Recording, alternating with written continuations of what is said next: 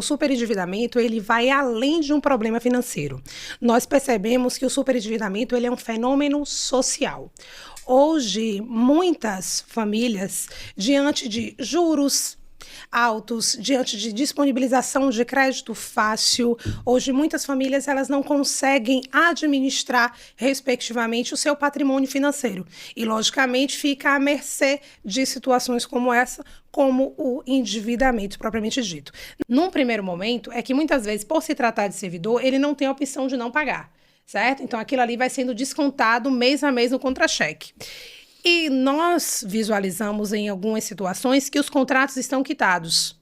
Por quê? A partir do momento que o banco ele utiliza uma taxa errada, certo? Não é a taxa real, e aplicou a taxa média, automaticamente os doutores vão concordar comigo que o valor do débito ele reduz. Se você, por exemplo, não tem a cópia do seu contrato, quer entender a operação financeira, enfim, existem mecanismos dentro do site do Banco Central. Mas é importante, obviamente, você buscar profissionais propriamente ditos, especializados, que te orientem assim, para garantir, obviamente, os seus direitos.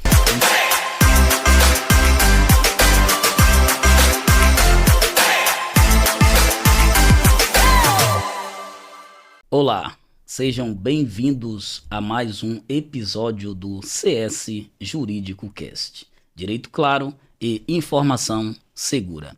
Hoje vamos falar sobre um tema que aflige milhões de brasileiros. Segundo dados estatísticos da Confederação Nacional do Comércio, cerca de 79,5% das famílias brasileiras estão endividadas. E quando a dívida tira o sono, é importante saber como agir. E para falar deste assunto de extrema relevância, temos a honra de ter como convidada a minha amiga e principal idealizadora desse projeto, a doutora Iana Raissa, advogada, especialista em direito bancário, CEO do escritório Couto e Silva Advocacia e Consultoria, mentora, palestrante e autora de alguns livros. Seja bem-vinda, minha amiga, doutora Iana, doutora Camila. Olá, sejam pessoal. Todos bem-vindos. Muito obrigada, doutor. Estou muito feliz por estar com vocês aqui mais uma vez e agora como convidada, não é, doutora Camila? Com certeza. Pela primeira vez aqui, tentando trazer, né, obviamente, as melhores contribuições na temática de direito bancário. É isso o quanto é importante a gente trazer, principalmente no contexto hoje econômico no qual se encontra o Brasil. Como bem pontuou o doutor Nelson, 79,5% hoje das famílias encontram-se superendividadas. Muito bem. E para que o público de casa, que eu sei que já te conhece, mas que possa te conhecer um pouco mais, conta para nós quem é a doutora Iana. Eu me chamo Iana Raissa Couto, sou uma empresária, CEO do escritório Couto e Silva Advocacia e Consultoria, sou advogada, especialista em direito bancário e direito do consumidor. Sou palestrante, autora de livros, principalmente um que eu trouxe aqui, que eu tenho certeza que iremos conversar hoje, que é o Conhecendo o Seu Direito como Consumidor Guia Prático. Além disso, não é? Sou, como bem pontuou o doutor Nelson, sou uma das idealizadoras desse projeto tão lindo, não é? Que é o CS Jurídico Cast, que tem como propósito levar o melhor conhecimento para você. Muito bem. Doutora Iana, sabemos que a questão do endividamento, temos esse dado estatístico aí da Confederação Nacional do Comércio, 79,5% das famílias endividadas, e isso já se tornou um problema estrutural no Brasil. E você, como especialista em direito bancário, deve ver na prática, no dia a dia, muitas questões relacionadas ao superendividamento. E o que fazer para não estar nesta situação do superendividamento? Melhor ainda, como agir quando a dívida estiver tirando o sono? Pergunta importantíssima, doutor Nelson. O superendividamento ele vai além de um problema financeiro. Nós percebemos que o superendividamento ele é um fenômeno social.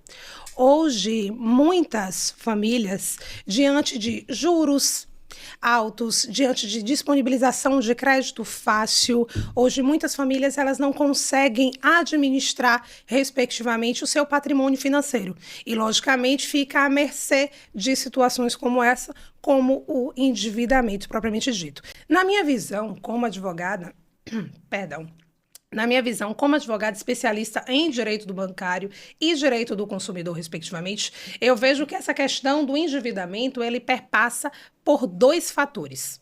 O primeiro deles é a questão justamente da dificuldade que as pessoas têm em entender. É a ausência de conhecimento financeiro. Hoje, infelizmente, a maioria da sociedade não tem dimensão quanto à importância de deter um conhecimento em relação à questão do aspecto financeiro, para administrar o seu patrimônio. As pessoas não têm a noção o quanto a economia estrangeira, por exemplo, certo? Como o dólar, ele pode estar impactando, por exemplo, hoje o nosso contexto. Claro que, diante da dinâmica social atual, inclusive, temos muitos profissionais que falam sobre isso. Inclusive, eu abro um parêntese, propriamente dito, para saudar esses profissionais que vêm realmente trazendo a educação financeira, né, para a nossa sociedade, vêm pautando temáticas relevantes, inclusive, né, nesse meio social das redes sociais, né, que vem crescendo muito. Entretanto, é ínfimo o percentual hoje de pessoas que têm buscado entender. Aqui no CS Jurídico Cast, inclusive, já tratamos de temas correlacionados ao endividamento, trouxemos especialistas aqui que conversou sobre a questão de educação financeira, a importância, todo o impacto que isso vem trazendo dentro da nossa economia, respectivamente. Esse é um dos fatores, doutor Nelson. Mas o segundo fator é justamente como advogada, né, eu não posso deixar de mencionar que são as irregularidades, infelizmente, né, encontradas nos contratos bancários. São inúmeras irregularidades que eu tenho certeza que a gente vai conseguir pontuar aqui e trazer muitos alertas para os nossos ouvintes que estão aqui conosco hoje, certo? A primeira e a mais importante, no meu ver, como advogada, é em relação à questão da taxa, certo? Muitas vezes, quando o consumidor ele vai celebrar, propriamente dito, um contrato, ele verifica uma taxa, e os doutores vão concordar comigo. Existe uma taxa prevista no contrato, propriamente dito. Ele celebra, ele assina o contrato, certo? E o consumidor, ele está crente que realmente aquela é a taxa de fato que está sendo utilizada na operação. Mas, doutores, infelizmente, pasmem, porque além de advogado especialista, eu também sou expert em direito bancário, certificada pelo MEC, ou seja, além de atuar propriamente dito como advogada, eu também posso realizar cálculo pericial.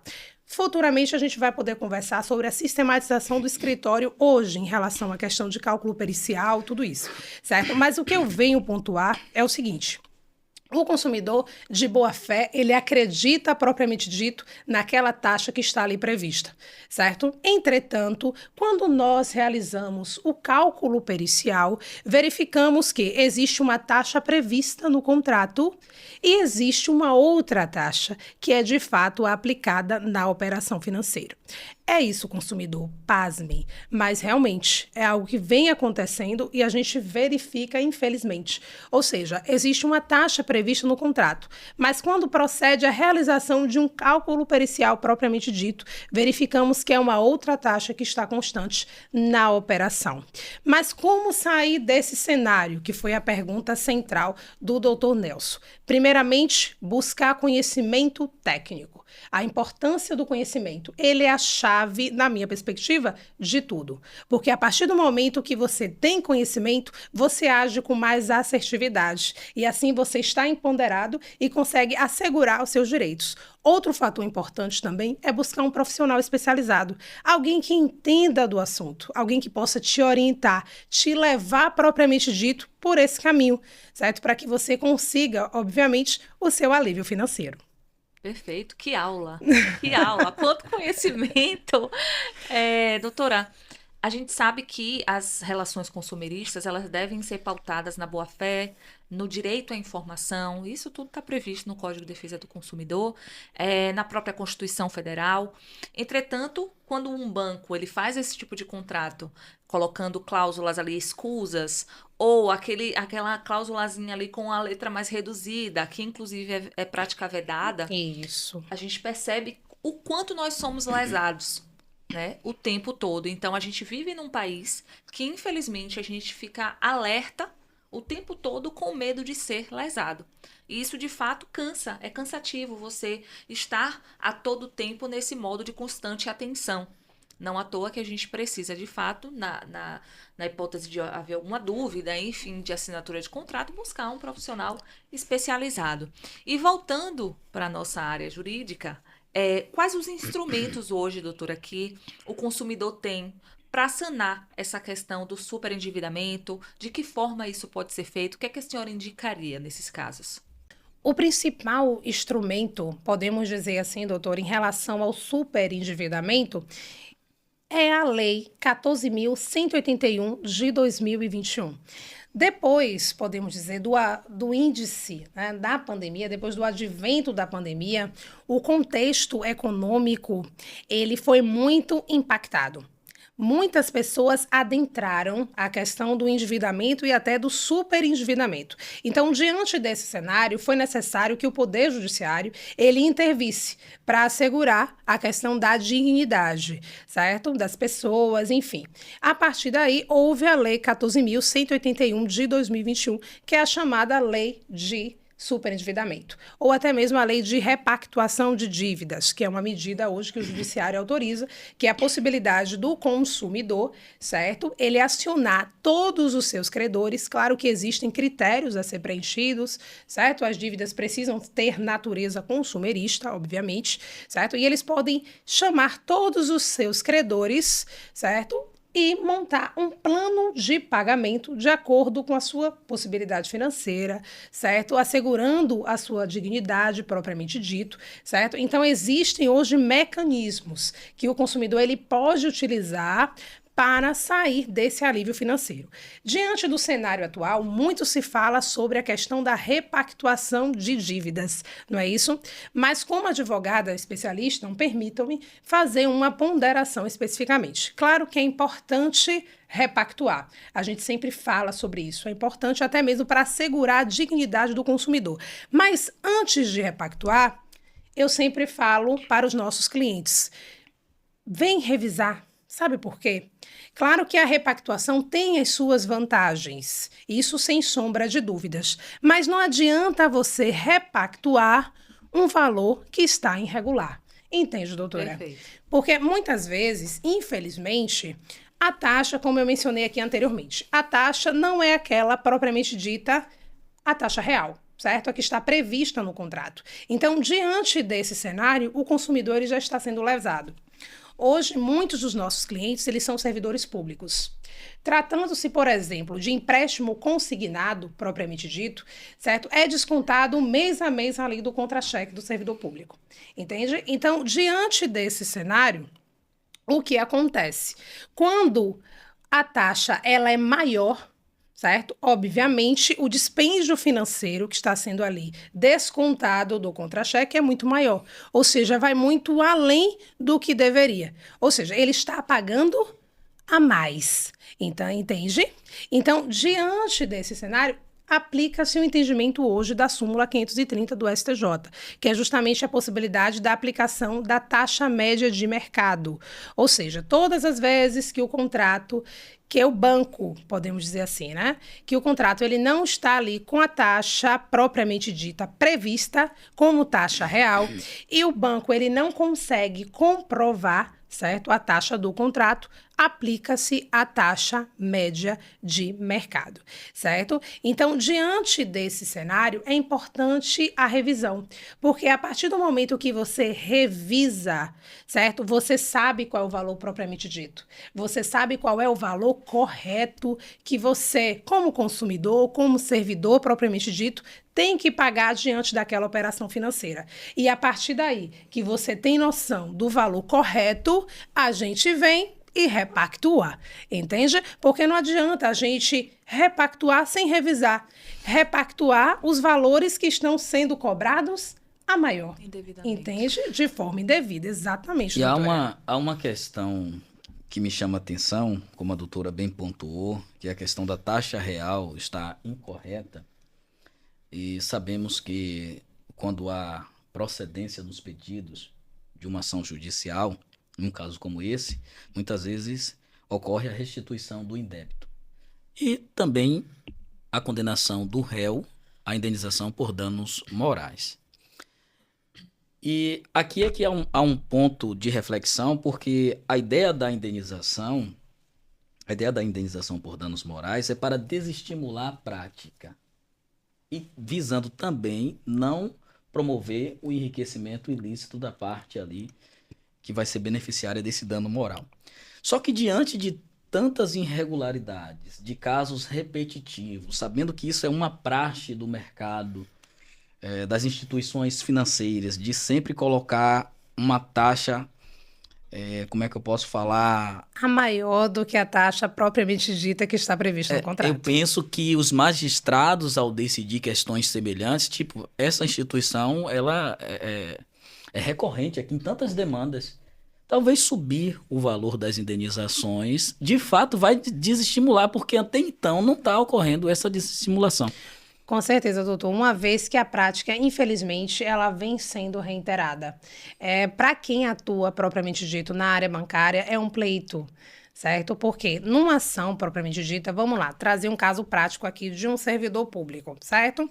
O que acontece? Como eu mencionei anteriormente, o servidor público, ele celebra um contrato, certo? Ele fecha o contrato ali de um empréstimo consignado. Então, a parcela vai sendo descontada todo mês do seu contra-cheque. Entretanto, ele chega numa situação financeira, muitas vezes de endividamento. E é nessa fase que ele busca um profissional. Ele deveria ter buscado muito antes. É a questão do caráter preventivo. Mas, enfim, muitos deles não buscam. Só buscam após, certo? Que já está instaurado ali o endividamento. Então, quando chega um caso desse, qual é a análise que a gente realiza? Num primeiro momento, certo? É verificar as irregularidades, como, por exemplo, a questão da taxa, certo? Verificou a questão da taxa, automaticamente, se a taxa que está prevista do contrato não condiz com a taxa real, aplica-se, conforme o entendimento do STJ, que é a súmula 530, aplica-se a taxa média, certo? Diante desse cenário, a gente consegue apresentar propriamente dito, certo? O preto no branco para o magistrado, a questão do erro da instituição bancária, certo? Então, demonstrou a questão do erro da instituição bancária, automaticamente nós pleiteamos, no primeiro momento, a questão do contrato. Aí existem dois pontos que precisam ser analisados. Num primeiro momento, é que muitas vezes, por se tratar de servidor, ele não tem a opção de não pagar, certo? Então, aquilo ali vai sendo descontado mês a mês no contra-cheque. E nós visualizamos em algumas situações que os contratos estão quitados. Por quê? A partir do momento que o banco ele utiliza uma taxa errada, certo? Não é a taxa real, e aplicou a taxa média, automaticamente os doutores vão concordar comigo que o valor do débito ele reduz, e logicamente das parcelas. Como ele já pagou uma parcela muito maior do que deveria ter pago anteriormente, em alguns casos o contrato ele está quitado. Então, diante desse cenário, além de solicitar, obviamente, a plena quitação contratual, porque o servidor ele já pagou o que deveria ter pago correlacionado àquela operação financeira, solicitamos também a questão da restituição em dobro. Ou seja, todas as vezes que o consumidor ele for cobrado indevidamente, os doutores sabem, há a possibilidade de repetição do indébito. Ou seja, aquelas parcelas que ele pagou a maior, ele tem direito de ter restituído, certo? A questão desses valores em dobro. Então, além da questão da quitação, além da questão da restituição em dobro do que foi pago a maior, solicitamos também a questão do dano moral diante, obviamente, da violação do direito de personalidade. E também a questão da multa, muitas vezes, porque, por mais, infelizmente, né, que tenhamos sentenças procedentes, a instituição, ela vem, muitas vezes, criando óbice. Então, claro que a gente pede também a aplicabilidade de uma multa. Mas, infelizmente, em várias situações, hoje, a fixação da multa é baixa. É um pleito de nós, advogados, realmente, não é? Para que essa multa ela seja maior, como bem pontuou o doutor Nelson, certo? Que ela seja muito a maior para inibir, propriamente dito, a instituição bancária a realizar essas práticas, mas também a cumprir o que foi determinado em sentença. Entende? É extremamente fundamental. E a gente sabe que, infelizmente, hoje a realidade, nas decisões, nas sentenças proferidas pelos magistrados, é que os danos morais, a gente observa que há uma discrepância entre o fato e o valor fixado a título de danos morais, valores estes que muitas vezes não são condizentes com a capacidade financeira dessas instituições bancárias, que frise-se, diga-se de passagem, é muito grande. Então, digamos que uma indenização a título de danos morais de 3, 4, 5 mil reais, será que tem o condão de fato de inibir? Ao meu ver, nem um pouco. Porque, comparado à quantidade de ações que existem hoje em dia, a gente observa que o número só cresce. Então, acaba compensando, de certa forma, praticar certas irregularidades em detrimento de sentenças em valores tão irrisórios, ao meu ver. Não sei se a doutora Iana concorda nesse sentido, mas é a visão que eu tenho dessa situação no geral. Concordo plenamente, doutora Camila, tanto no que concerne, como eu mencionei aqui anteriormente, em relação à multa, certo? Que deve ser majorada, tanto para inibir, quanto também em relação ao cumprimento, certo? Propriamente dito, mas o dano moral também. Hoje, infelizmente, a gente vê casos, existem outros casos também, que a gente consegue visualizar com tranquilidade a questão de um dano moral muito maior. Até por conta, né, do prejuízo, de todo aquele condão emocional que perpassou o consumidor, certo? Principalmente quando a gente trata sobre a questão de quitação de contrato, Sim. Certo? Então, claro que é um pleito nosso, é algo que a gente vem realmente relutando, que a gente vem rebatendo, essa questão da indenização, que os valores, eles precisam ser majorados ainda mais para, assim, inibir as instituições bancárias a agirem da forma ilícita que muitas vezes agem, entende? Além da taxa real que a doutora bem pontuou, que às vezes não condiz com a realidade e com o que deve ser aplicado, eu faço duas perguntas. A primeira no sentido de, além dessa taxa, que por vezes é irregular e ela é aplicada, quais outras irregularidades geralmente a gente pode encontrar nesses contratos bancários? E além disso, a doutora pontuou aqui a questão de uma taxa base, não é isso? Essa taxa base, quem é que fixa? É o Banco Central? Como é que é estipulada essa taxa padrão? Pronto, vamos lá. Primeiro momento, a doutora me perguntou em relação à questão das outras irregularidades que encontramos nos contratos propriamente ditos, tá? Além da questão da taxa, que podemos dizer que é a irregularidade, assim, maior, por assim dizer, certo? Temos também outros. Por exemplo, quem nunca ouviu falar sobre venda casada de seguro? Quantas vezes o servidor ou o consumidor, propriamente dito, ele vem até o escritório informando, não, doutora, eu celebrei essa operação propriamente dita, certo? E eles me informaram, para eu conseguir efetivar eu precisaria adentrar um seguro. Certo? Ou seja, a questão da venda casada, que é uma prática vedada pela nossa legislação.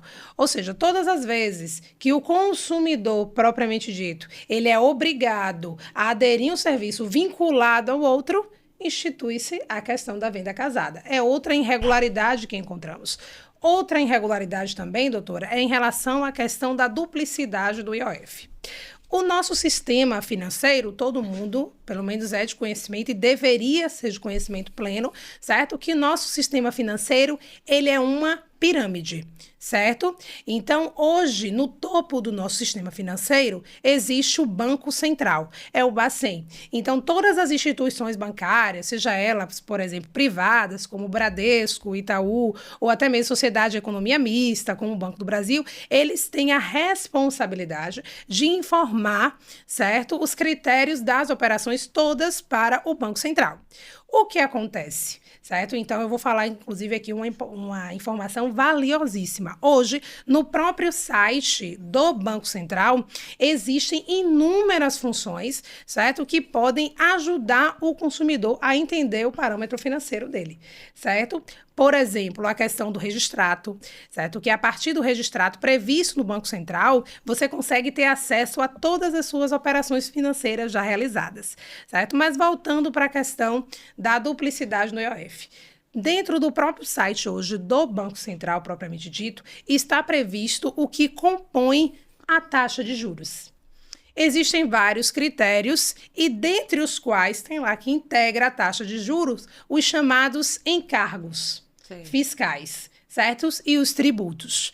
Então, diante desses cenários, doutores hão de convir comigo que o imposto sobre a operação financeira é o que se não é um tributo, certo?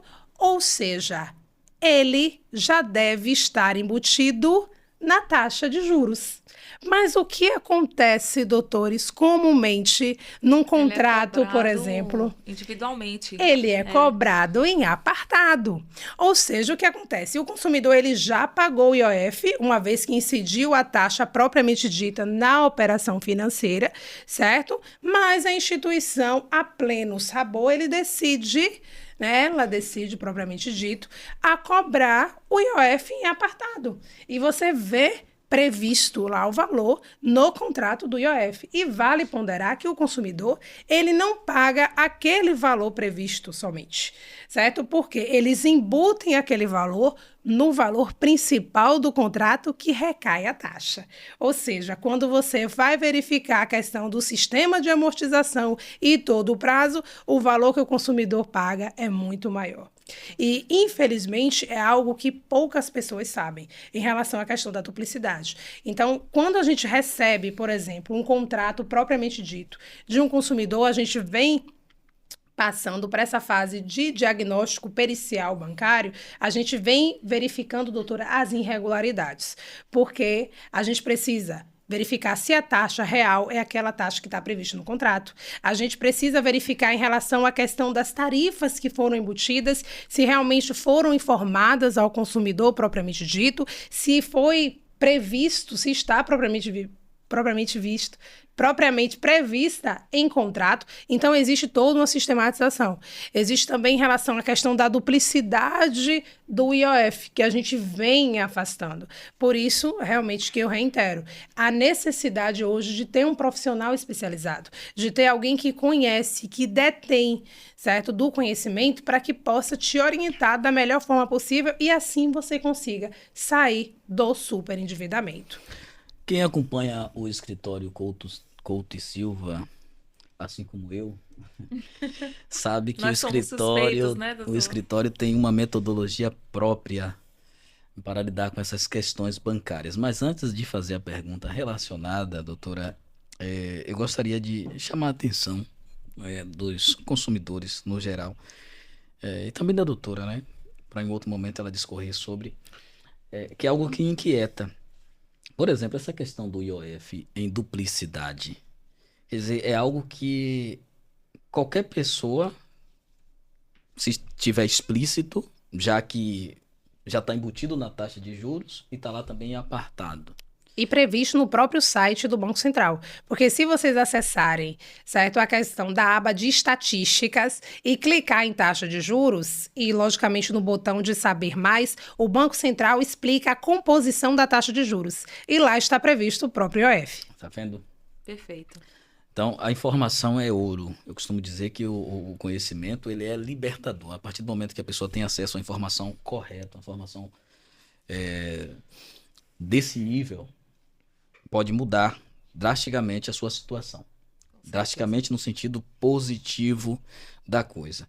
Uma outra observação é a questão do seguro prestamista, que é embutido muitas vezes nesses contratos de financiamento, contratos de consórcios e tudo mais, e muitas vezes o consumidor não se atenta a isso, mas a qualquer momento ele pode discutir pela via judicial, claro. Pode procurar o apoio ali de um profissional especializado. Mas voltando agora aqui à questão da metodologia do escritório Couto e Silva, Advocacia e Consultoria, para lidar com essas questões. Doutora, conte para nós e para os ouvintes como é que funciona essa sistematização. Vamos lá, doutor Nelson. Antes de adentrar na tua pergunta, só respondendo a pergunta anterior da doutora Camila, que ela perguntou onde se encontra a taxa média. A taxa média, na verdade, ela é realizada a partir de um cálculo, certo? Propriamente dito, a partir, obviamente, das taxas que estão previstas no site do Banco Central. Por isso que eu mencionei que o site, ele, na verdade, como eu posso dizer, ali tem um emanado de conhecimento, certo? Tem muito conhecimento, tem muitas pérolas ali no próprio site do Banco Central, certo? Que o consumidor, ele precisa ter noção. Entende? Por exemplo, para ele saber a questão da taxa, que a doutora me perguntou, é a partir do Banco Central. Que a gente consegue realizar o cálculo, aí eu adentro na tua pergunta, consegue realizar um cálculo, certo? E a partir daí a gente estabelece, de acordo com o segmento, de acordo com o período da contratação, da modalidade, obviamente, a gente apresenta para o cliente, propriamente dito, qual é a taxa média daquela operação, daquela modalidade, naquele período. Como é que funciona a sistematização hoje do escritório Couto e Silva, a qual eu sou a CEO, certo? Hoje, nós temos um compromisso muito grande em relação à retirada de consumidores do superendividamento. Hoje é nosso propósito, eu falo nosso porque não somente meu, certo? Mas toda a equipe que está junto comigo em relação a isso. A nossa sistematização é diferenciada, porque como eu mencionei para a doutora Camila, por exemplo, a questão da repactuação. Não adianta repactuar somente, a gente precisa revisar. Então, como é que funciona? Nós separamos hoje o procedimento em duas fases. A primeira fase é chamada de diagnóstico pericial bancário, na qual eu, certo, conjuntamente com a minha equipe, nós realizamos cálculo pericial, propriamente dito, certo? E verificamos todas as irregularidades previstas nos contratos, certo? A partir daí, emitimos um parecer, certo? Sentamos com o cliente e explicamos para ele, certo, a importância da especificidade de cada caso. Então, explicamos para ele, propriamente dito, quais foram as irregularidades trazidas no contrato do mesmo, certo? E a partir daí, trazemos a questão do direcionamento, certo? Que é propriamente dito a segunda fase, que é a fase da ação judicial, na qual demonstramos para o julgador, certo? A partir das provas colacionadas, certo? A partir do cálculo pericial realizado, o preto no branco, a questão das irregularidades que foram encontradas, solicitando muitas vezes a questão da quitação ou talvez a redução das parcelas quando o contrato propriamente dito não está quitado, além da restituição em alguns casos, o dano moral, multa, enfim, conforme amplamente nós já debatemos aqui no início do episódio. Fazendo só um adendo, parabenizar a doutora Iana por ser essa profissional, de fato, além de companheira profissional, é uma amiga querida que vem se destacando exponencialmente nessa área de direito bancário. Mostra-se sempre muito ligada a todas as mudanças, não só doutrinárias, legislativas, mas também tecnológicas, para estar sempre ofertando os melhores serviços aos seus clientes. Então, parabéns, doutora. Me espelho muito, né? É uma honra ter a doutora ao meu lado e estar sempre captando aí todo o conhecimento que a doutora detém. Fico muito feliz em ver nós aqui, né, crescendo, de fato, evoluindo enquanto seres humanos, enquanto profissionais. Então, deixo aqui a doutora as minhas parabenizações. Agradeço imensamente, viu, doutora Camila? Com certeza, a doutora também me inspira muito na minha labuta. Você sabe que além de advogada, além de parceira, né, você é minha amiga, Sim. Né? E sabemos o quanto é árdua a nossa atuação. Com certeza. E quanto é importante nós estarmos sempre nos aprimorando para levar o melhor conhecimento, para empoderar consumidores e transformar, né, a vida das pessoas. Com certeza. Muito bom, eu não preciso falar que eu sou fã, né? Né? Ninguém sabe. Ai, ai. Doutora, geralmente quando a gente lida com essas questões de contratos bancários, é imprescindível que haja o contrato em si, né? Um instrumento contrato. Entretanto, quando o consumidor ele vai até uma agência bancária para tentar ter essa via, ou ter o acesso de fato a esse contrato, muitas vezes é negado.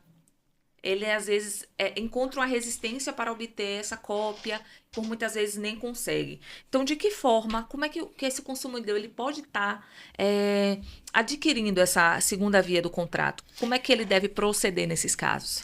Pergunta excelente, doutora Camila, e é algo que a gente vem vendo na prática, propriamente dito, essa questão da negativa quanto ao contrato. Principalmente com o advento da tecnologia, hoje muitos consumidores conseguem realizar um empréstimo, por exemplo, com simples cliques pelo aplicativo do celular, por exemplo, certo? Então, existe a questão da obrigatoriedade do contrato, mas muitas instituições não vêm cumprindo, certo? E o consumidor, ele vem, né, obviamente, vendo as parcelas chegarem mês a mês e não sabe qual foi a taxa de juros, qual foi ali o sistema, como é que vai funcionar a partir de agora. Mas é importante ressaltar que existem mecanismos para isso, certo? Eu pondero, por exemplo, a questão do Banco Central mais uma vez.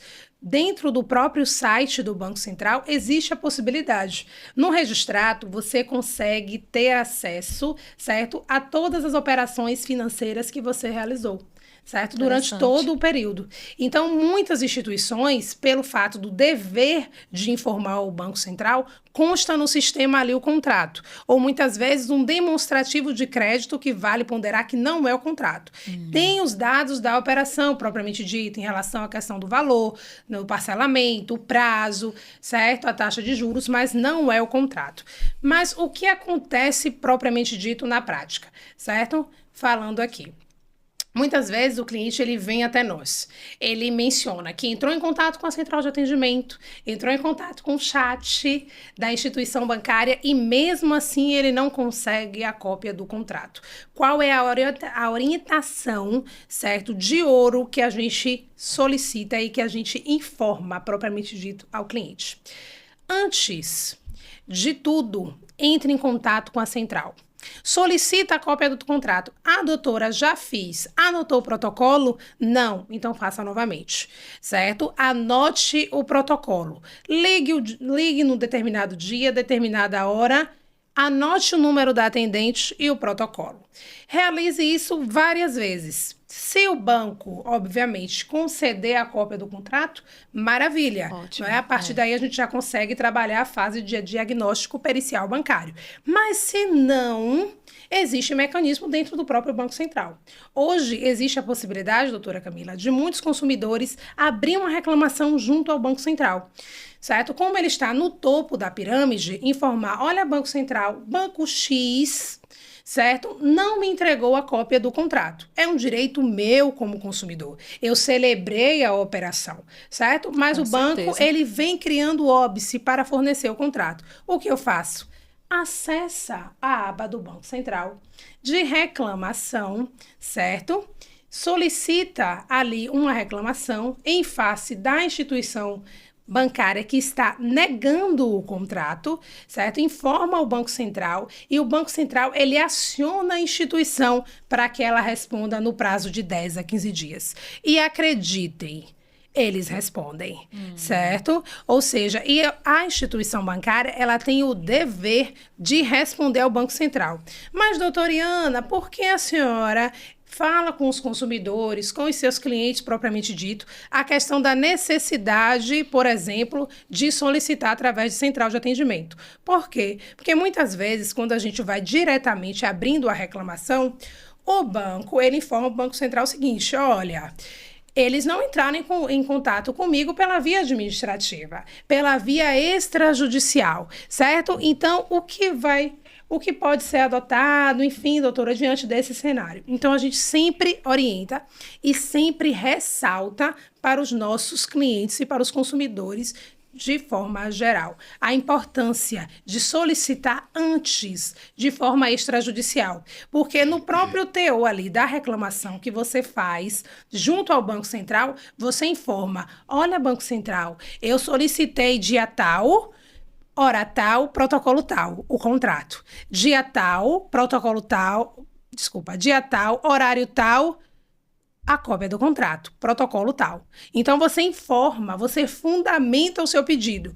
Acionei a instituição bancária diversas vezes, certo? E ela não concedeu um direito que é meu. Então, diante dessa contextualização, eu venho diante do próprio Banco Central para que ele intervenha, certo?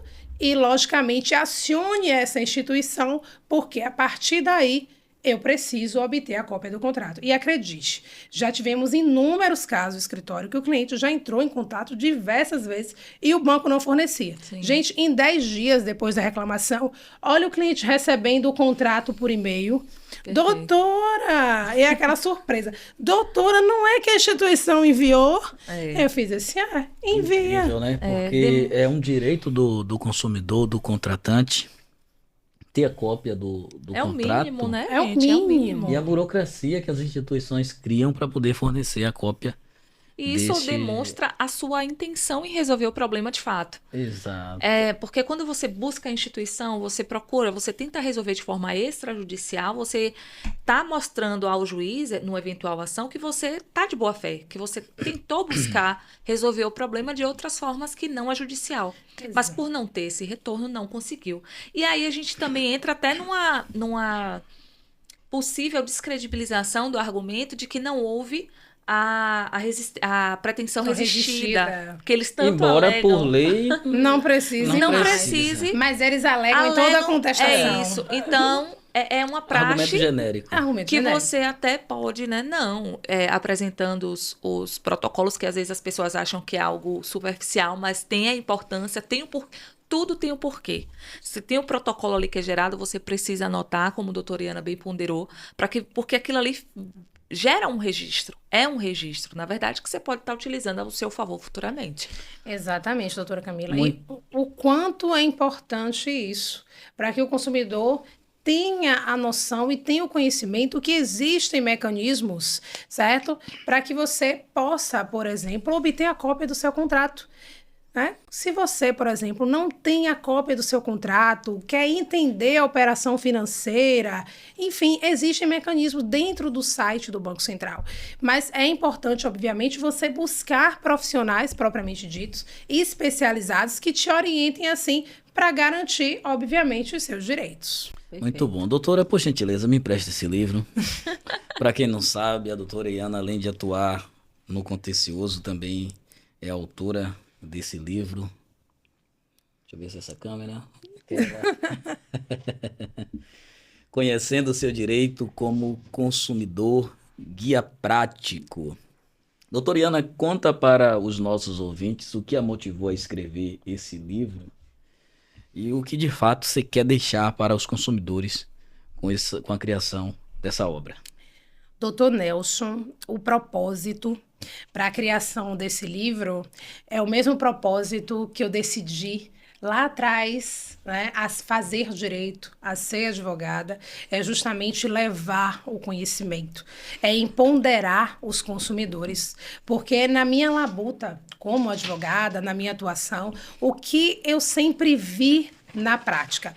Muitas vezes, conceitos para nós que atuamos no âmbito jurídico, certo? Conceitos simples, propriamente dito, mas para o consumidor, muitas vezes, é um conceito complexo. É algo que ele não entende e isso acarreta danos e muitas vezes, infelizmente, danos irreversíveis. Inclusive, nesse meu livro, que tem por propósito, propriamente dito, empoderar o consumidor, porque a partir do momento que ele obtém conhecimento, ele age com assertividade, ele age com certeza, ele garante os seus direitos. É o meu propósito de vida. Eu tenho, inclusive, um capítulo nesse livro que a gente faz uma descrição fática de cada contextualização. Por exemplo, o consumidor ele perpassa por uma situação e ele não sabe como agir, a quem buscar. No livro, a gente, além de fazer toda a descrição fática da contextualização, a gente indica as medidas que podem ser adotadas em cada caso. Por isso que é conhecendo o seu direito como como consumidor, guia prático. É justamente para te orientar, para te dar um caminho de como agir diante das irregularidades que são apresentadas a você, que não sabe como agir. Ou seja, existem mecanismos, existem meios, obviamente, para se garantir a tua dignidade. Muito Legal. bem, joia. Estamos caminhando para o final. Antes, quero dizer que foi uma alegria, está sendo uma alegria recebê-la nesse episódio para tratar de um assunto tão relevante, com tantas explicações, muito conteúdo para aqueles que estão nos ouvindo. Com certeza, se estiverem em alguma situação semelhante, poderão agora, após ter acesso a todo esse conhecimento, procurar um profissional especializado, como a doutora Iana Raíssa, para então resolver os seus problemas. Mas antes, como é tradição aqui no CS, abrimos um espaço para que o convidado possa deixar uma mensagem final, um conselho, uma orientação, uma dica. Então, doutora... Agradeço, doutor Nelson. Agradeço a oportunidade de deixar, né, um conselho, certo? O que eu vou deixar para os ouvintes hoje é um conselho. Primeiramente, a importância do conhecimento. O conhecimento, ele é a chave de tudo. Hoje, nós, aqui como profissionais, nós temos o propósito de levar o conhecimento para você. Seja através de um livro, seja através de um ambiente como esse, como o CS Jurídico Cast, que tem por finalidade, propriamente dito, levar esse conhecimento e empoderar você, para que você possa, a partir daí, agir com assertividade, garantir os seus direitos e, assim, reduzir, obviamente, aquelas irregularidades que estão presentes nas operações. Então, é esse o conselho que eu deixo para vocês hoje. Obtenham conhecimento, porque ele é, obviamente, a chave de tudo. E, a partir disso, você vai conseguir garantir a tua dignidade. Eu sei o quanto é difícil estar numa situação de endividamento, de super endividamento, mas existem mecanismos, existem meios que podem, sim, retirar você dessa situação e salvaguardar os seus direitos. E para aqueles que nos escutam e nos escutaram até aqui, fica o recado. Estar super endividado não é um fracasso, mas pode ser um ponto de partida para recomeçar com apoio jurídico e consciência. Perfeito. Agradeço mais uma vez, viu, doutores, essa oportunidade para estar sempre, né, levando o conhecimento para os nossos ouvintes. E quem gostou desse episódio faz o quê? Curte, comenta, se inscreve compartilha. no canal, compartilha. Porque aqui no CS Jurídico Cast nós temos um lema, onde o direito é ponte, não há barreiras. Até a próxima.